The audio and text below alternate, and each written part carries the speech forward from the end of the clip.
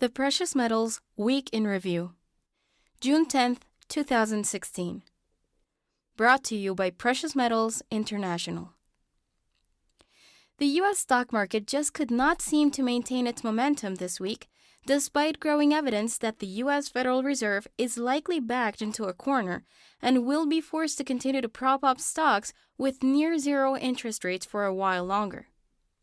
Precious metals benefited from the growing lack of confidence in the world central bank's ability to properly handle and coordinate their monetary policies. The number of Americans filing initial claims for state unemployment benefits dropped 4,000 claims last week, falling to a new seasonally adjusted level of 264,000 for the week ending June 4th. The previous week's data was revised higher to show 1,000 more claims than previously reported. Despite unemployment claims remaining below the key level 300,000 for a record 66 weeks, last week's abysmal jobs report will likely still mean the Fed will hold off on raising rates this month. Global yields lowest in 500 years of recorded history. $10 trillion with negative rate bonds. This is a supernova that will explode one day. That is a tweet that was sent June 9th from the account of noted bond giant Bill Gross of Janus Capital. Much has been made lately about the growing pile of negative yielding bonds that have arisen from the negative interest rate policies imposed by several of the world's central banks. The sheer size of the amount of negative yielding debt that has been amassed in such a short time is staggering, and many analysts are sounding warning bells over it. The stage now appears to be set, for the most part, for what will surely turn out to be one of the wildest presidential races for the U.S. in recent memory. Donald Trump is a presumptive nominee for the Republican Party, and Hillary Clinton has now secured enough delegates to become the presumptive nominee for the Democrats. Bernie Sanders has not officially bowed out of the Democratic race yet, but is likely to do so in the near future and put his full support behind Ms. Clinton. The mudslinging has already begun and will likely crescendo in the months leading up to the November elections. South Korea's central bank slashed interest rates to record lows this week, far sooner than anyone expected. The Bank of Korea, BOK, cut its policy rate by 25 basis points to a record low of 1.25% Thursday, noting that inflation has failed to accelerate and that exports are far from a rebound. The bank last cut rates in June of 2015, and analysts had expected them to hold off on further rate cuts until at least July of this year. Lee Sir-bi, a fixed-income analyst at Samsung Securities, told Reuters News Service, "Many expected the U.S. Federal Reserve to hike rates in June or July, but after the May jobs data, a June hike now seems impossible. The BOK probably have thought taking action before the Fed's rate hike would be safer." China's exports dropped again in May as global demand for Chinese-made goods remained soft. Exports dropped another 4.1% on year, but the plunge was not as sharp as expected after April's drop of more than 10%. The longer global demand remains weak, the slower China's economy may become, leading to a resurgence in media speculation that there may be an economic hard landing in store for China. On the heels of another drop in exports for China, inflation data did not meet expectations either. Chinese consumer prices rose just 2% on year in May versus expectations for a 2.3% rise. Food prices have been falling in China, and that seems to have been the main reason for softening inflation. The Producer Price Index (PPI) stayed on the negative side, falling 2.8% on year. The drop was slower than April's 3.4% fall and actually beat economists' expectations for a decline in the PPI of 3.3%. The weaker-than-expected inflation data now has economists projecting that the People's Bank of China will be forced to continue its stimulus programs and might even announce further interest rate cuts this year. In Europe, new polling seems to show that citizens of the United Kingdom may be leaning further towards a leave vote when the referendum takes place on June 23rd. London's newspaper, The Independent, said that 55% of UK citizens believe Britain should leave the European Union (EU), versus 45% who were in favor of remaining. The newspaper said the poll showed the largest number of Leave respondents recorded since it started polling people last year. The news hit U.S. stock markets hard, and they started selling off into Friday after the poll data was released. Crude oil prices continued to hover around $50 a barrel for Brent crude on Friday, as oil analysts projected another possible rise in U.S. oil rig counts this week.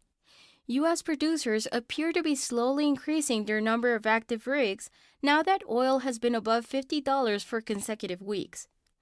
Nigeria continues to be plagued by damage to its oil production as rebel fighters bomb or otherwise sabotage oil infrastructure, and that damage is adding upward pressure to oil prices. The so-called Niger Delta Avengers' aim appears to be, according to a website and Twitter accounts claimed by the group, the redistribution of oil wealth to the less fortunate people of Nigeria and environmental cleanup of the damage done through decades of oil and gas production. If environmental cleanup is truly their aim, the fact that blowing holes in the current oil infrastructure will only add to the current cleanup problem does not seem to have occurred to them. The euro drifted higher against the US dollar for much of the week, but had peaked by Thursday and rapidly began dropping lower. The decline continued into Friday, and the euro will close the week lower against the US dollar as a result. The Japanese yen spiked higher at the start of the week's trading, but then began dropping swiftly against the US dollar. The yen had found a floor by Tuesday and began moving higher in a series of peaks and valleys through Thursday, when a brief but sharp sell-off took it back to negative against the dollar. The yen attempted to recover on Friday, but could not regain its upward momentum and will close the week lower against the US dollar.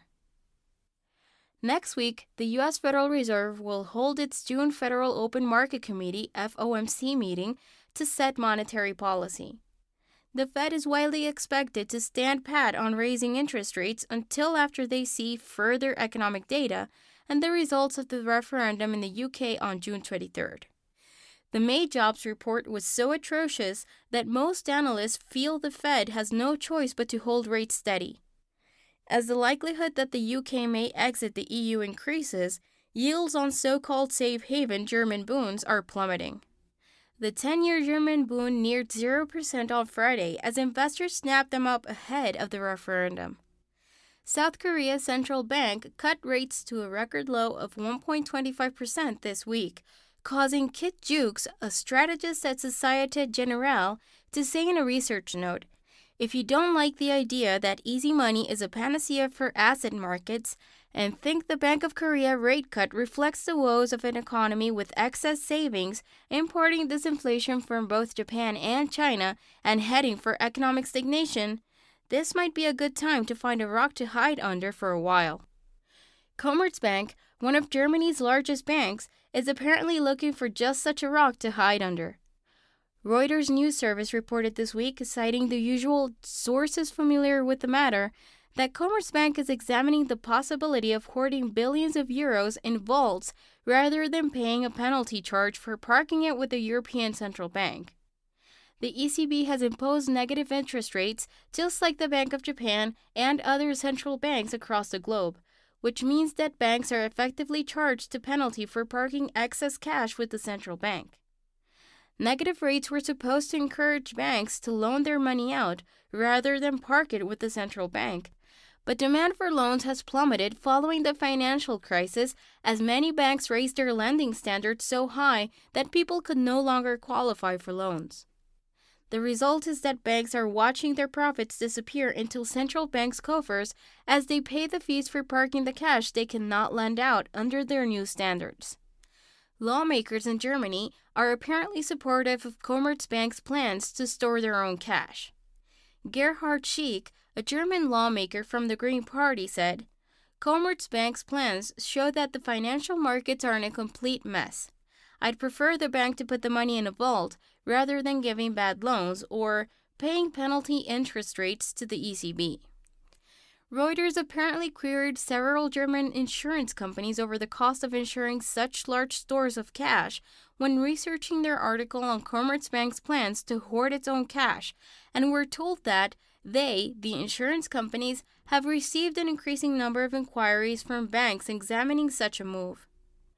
In an environment where banks, consumers, and businesses all appear to be hoarding cash, economic uncertainty is on the rise, and geopolitical risks continue to increase. Investors appear to once again be turning to precious metals as a safe haven store of value against such uncertain times. Wise investors have continued to purchase physical precious metals as part of a well-diversified investment portfolio, as low prices have presented them with buying opportunities to do so. The media, once so proudly negative against the ownership of precious metals, has begun to find that many of their guests are now recommending ownership of physical precious metals once again as a hedge against what appear to be failing central bank policies. Remember that precious metals should always be viewed as a long-term investment, and that the key to profitability through the ownership of physical precious metals is to actually acquire and own the physical products, and to hold them for the long term. Always remember that you should never overextend your ability to maintain ownership of your precious metals over the long term. The Precious Metals Week in Review, June 10th, 2016. Brought to you by Precious Metals International.